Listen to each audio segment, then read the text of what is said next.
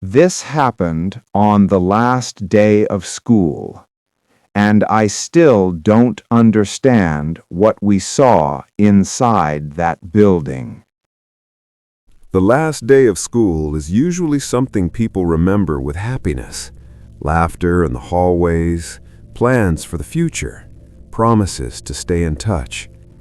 But for us, that day became something else entirely, something we still don't talk about comfortably.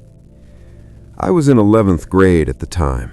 There were 4 of us, me, Rahul, Saurav, and Neil. After the final bell rang, instead of going home, we decided to do something different. At the edge of our town stood an old elementary school. It had been shut down for nearly 10 years. People said no one went there anymore, but some locals claimed lights still turned on inside after sunset. Curiosity won. We reached the place around 5 in the evening. The front gate was half broken, rust eating through the metal bars. As soon as we stepped inside, a strange smell hit us.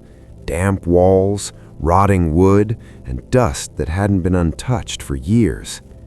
The silence felt unnatural, so quiet that even our breathing sounded too loud. At first, it felt exciting.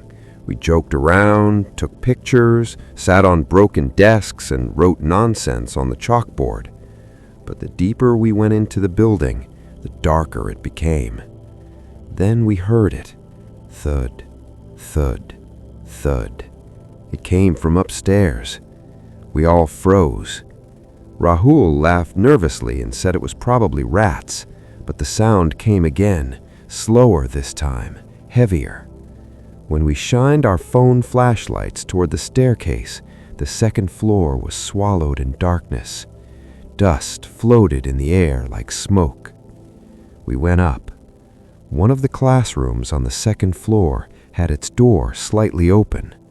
As soon as we stepped inside, something felt wrong. There were footprints on the floor, fresh ones.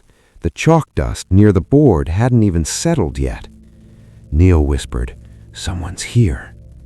That's when we saw movement in the hallway. A shadow passed by the doorway. We rushed inside the classroom and quietly pulled the door shut. No one spoke. We barely even breathed. Footsteps echoed in the corridor, slow, deliberate. They stopped right in front of the door. Through a broken piece of glass, an eye appeared, staring straight at us, unblinking, close, too close. Then, slowly, a face came into view, dirty, bearded, lips dry and cracked. He didn't knock, he didn't smile, he just stared. My body felt frozen. I wanted to scream, but no sound came out. Then he whispered, barely loud enough to hear, "The last bell hasn't rung yet." At that exact moment, a sound echoed from downstairs. Ding, ding, ding. The sound of an old school bell, a bell that hadn't rung in 10 years. We didn't wait another second. We shoved the door open and ran down the stairs as fast as we could. When I looked back, the hallway was empty. No footsteps, no face, nothing.